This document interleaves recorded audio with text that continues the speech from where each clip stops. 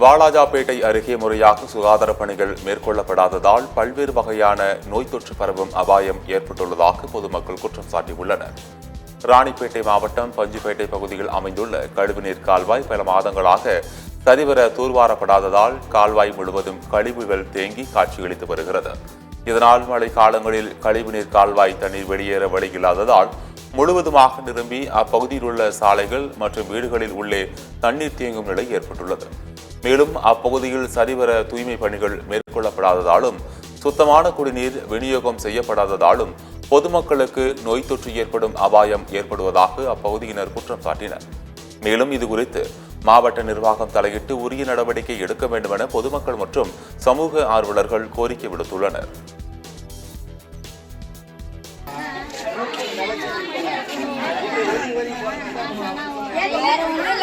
போட்டு கொடுத்துட்டு தண்ணிங்க யார் வீட்லயும் போகாம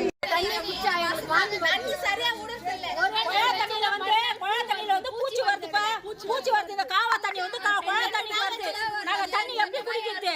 ஒண்ணு இல்லைன்னா என்ன வந்து சீர் பண்ண சொல்லுங்க. இல்லையா நாங்க எங்க போனோமோ அங்க போவோம். வந்து நிக்கிறாங்க, வந்து கேக்குறாங்க, அப்ப வந்து கால்ல விழுறாங்க. எங்களுக்கு எதுவும் அந்த வெள்ள செஞ்சதே கிடையாது, எதுவுமே செஞ்சதே கிடையாது.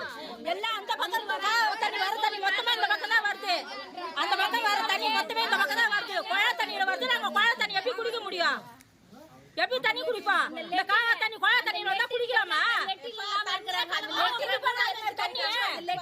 அவங்க குடிப்பாங்க அந்த மாதிரி தண்ணி குடிப்பாங்க. அவங்க அந்த லெட்டின் வேணும். இல்லாதவங்க எவ்வளவு காவா தண்ணி வருது.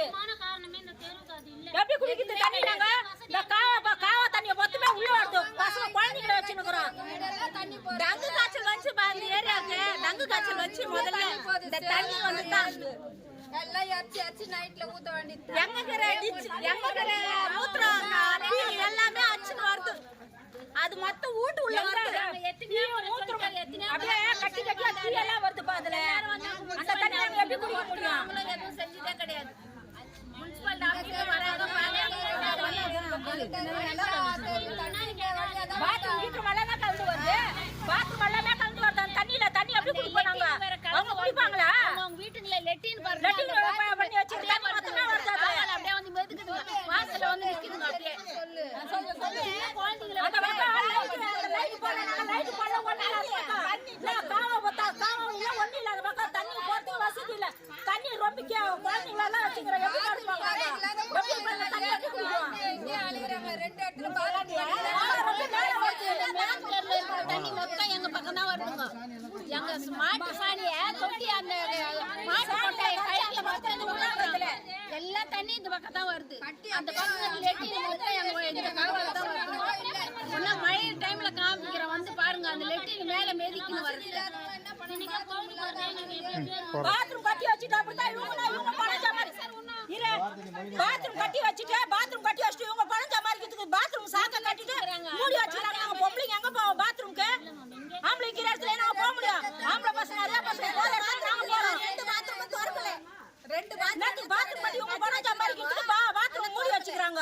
ஒரு மழை வந்துச்சுன்னா கூட எமர்ஜென்சி எங்க போவோம்? ஒரு பாம்பு பூச்சி புழுவெல்லாம் கிடக்குது. அந்த பேர் முள்ளு செடியில போறோம். நாங்க பொட்டச்சுங்க வயசா அதே பசங்க போற இடத்துல நாங்க போக முடியும் பாத்ரூம்க்கு? பாத்ரூம் எது கட்டினாங்க? எத்தனாவது வார்டு? 4வது வார்டு. 8வது இருந்தது 4வது. யார் கவுன்சிலர் பேரு? என்னப்பா கவுன்சிலர்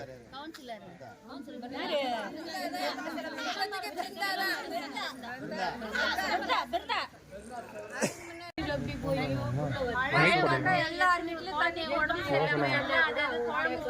தண்ணி படுக்க வச்சு